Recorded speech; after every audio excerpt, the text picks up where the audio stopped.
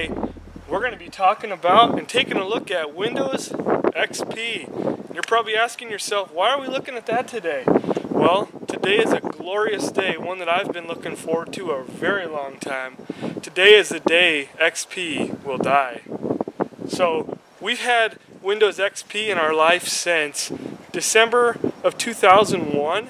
I mean, if you think back to how long ago 9/11 was, that's when XP was born. It came out to the consumer market right in about a month later in January. It was all over the shelves. Great operating system until, in my opinion, 2006, when it was successfully but unsuccessfully replaced by Windows Vista. Now, I know there's a lot of hate for Vista, but it's a decent operating system, especially if you know how to set it up. There's one-click programs that will go through and change 20 some odd settings in Vista, and honestly, that one's also on the chopping block here in 2017. But this operating system has been a major source of my frustration for the better part of the last 3 to 5 years because so many people are hanging on to it. And I understand the business class customer because it ran their software, but I'm talking about home users, residential users. They hung on to this operating system and are still using it to this day. In the last 2 years, I made a major push with my business to get people to stop fixing XP and all of the viruses and how easy it was to get hacked, and to move on to Windows 7. And not very many of my customers listened to me, and a few of them did.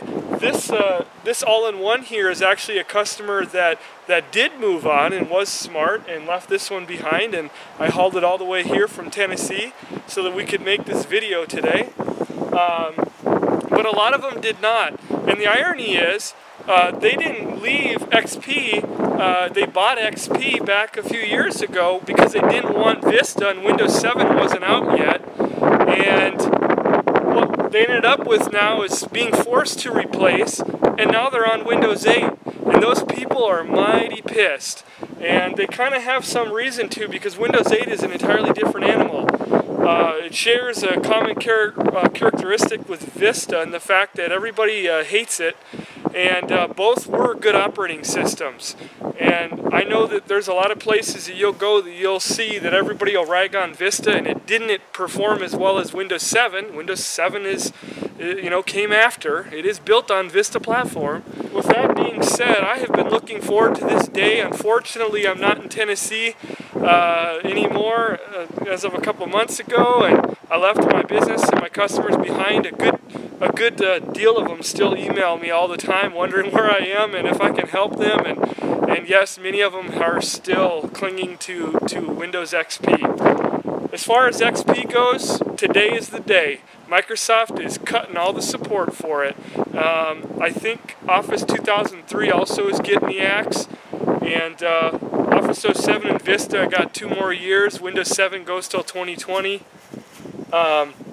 With that being said, Microsoft has promised to keep just the security update portion of Windows XP for the next 3 months until July 15th or something, July 14th I believe it is. They're going to hold on to doing just the security updates, but all the other updates. So basically what that means, if you're using XP, well, you're already much more susceptible to viruses, and as much as I hate this operating system, it really did keep my business busy.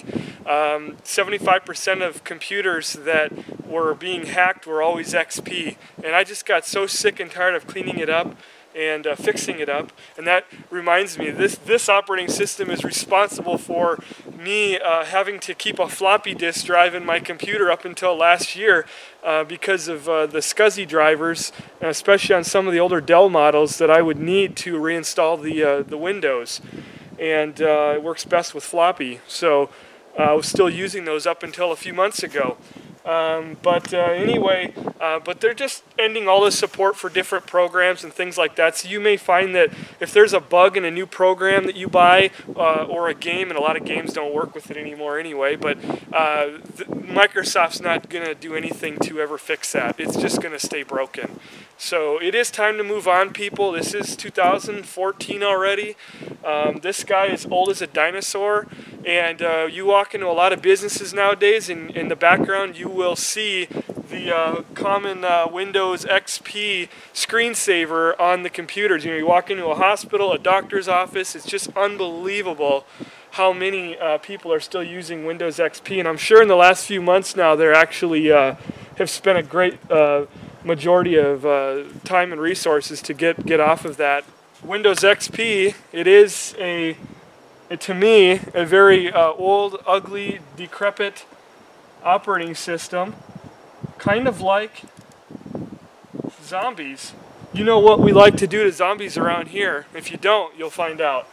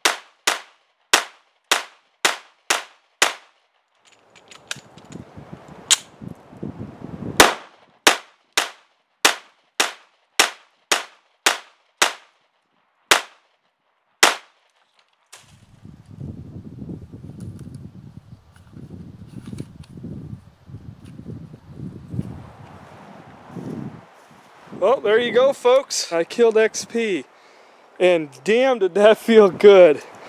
A lot of frustrations and things like that, dealing with this and trying to convince people to move on, and we destroyed it. We sure did. Hopefully I didn't blow any fuses. But this thing's still plugged in.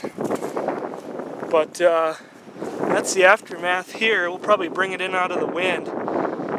So yeah, it's getting nice and warm out. I'm out here in a t-shirt. It's in the 50s right now. We're losing all of our snow, especially the snow that we got from the snowstorm the other day. And it's nice to be out here. I even got my mug busted here, got my hair cut.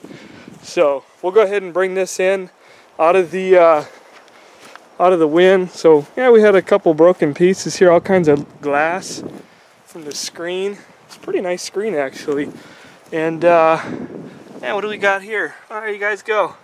I'll even give that one to you. If anybody needs a copy of Windows XP Media Center. God, that's the one I hated the most. Had to use 2 discs to install. You guys can have that one. That's a freebie from GunninGamerz. Look at how it just crapped its RAM sticks out right on the ground. I don't even know what these are. Oh, nice. DDR, I'm sure. I think they're 512 sticks. I had 2 of them in there, and it had 1 gigabyte, so I could probably still reuse these maybe. I don't know. Hopefully I don't have any more DDR computers come through. Well, there you have it, folks. Lots of bullet holes through it. I'm pretty surprised when I picked it up off the ground. I actually noticed a couple things. Show you here. What we have, look at that. There's a slug right there. I don't know if you can see this one. There's another one lodged right there. We definitely had a couple that managed to punch through here. We've got holes going straight through, right through the heat sinks. Bunch of them there. Blew the back fans right out. That's actually, I believe, that's a cooler for CPU and the GPU. So we've got a couple slugs there.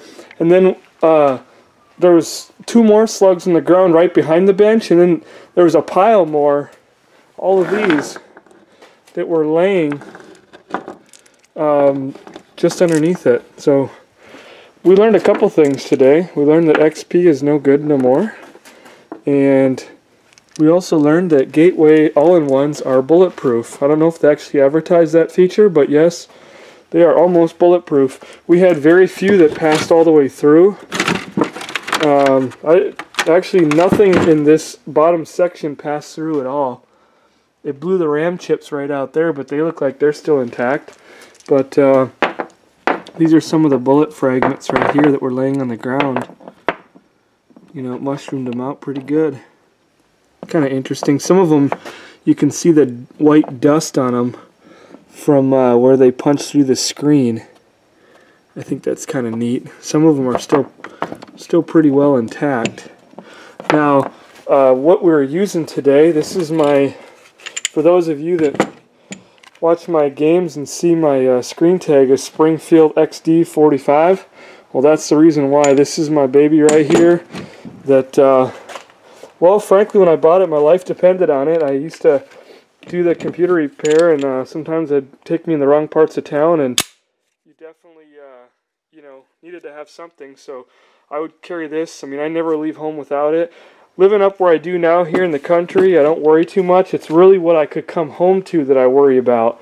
You know, if you walked in on an intruder or something like that. So this gun here, again, it's 45 caliber, and it's one of the reasons that I'll do a review about it, but one of the things I really like about it is that when I conceal and carry, I always conceal and carry with this 10-round magazine, and it has two 13 rounds. It comes with one. I bought another one, but 13 round that can go into this holster here, if I can manage to slip one in. So you have basically you can carry two more on your belt, which I've only done once or twice just for the heck of it. But if you're going out to the woods or something like that and going to do a little shooting around, you know, you could carry two 13s in here on your belt and have your 10 in there, or get another 13. So it's very hard to find a 45 that you normally conceal and carry 10 rounds. Most of them like a 1911 or 7, 8, you know, 8+1, something like that. So that was one of the big selling points for me in the Springfield XD45, and this is the compact. Difference being, I can carry the little 10 round there, and when I put the let me set this out. When I put the bigger magazine in, now you have the service model. This would be the size of the handle for like law enforcement or military. What we were shooting were some MagTech. They're just some cheapos. Well, they're not too cheap. Paid 25 bucks for them. I have had these for about a year. Bought them right at the peak of when ammo was really hard to find, and they're just a nice little 230 grain full metal jacket. So that's what we were sending through today. But it really surprises me that they didn't punch straight through. There's a lot of stuff in there, a lot of metal, but it just kind of bowed everything out and pushed everything out there. So pull that slug. Let's see this one here. Yeah, so did a good little bit to it. It's kind of interesting to see how they go right through there, and they just kind of mushroom out and stayed in there. So a couple of them went through. I'm actually wondering, I know that the hard drive is buried down in there, and I'm really wondering if the hard drive actually took any hits.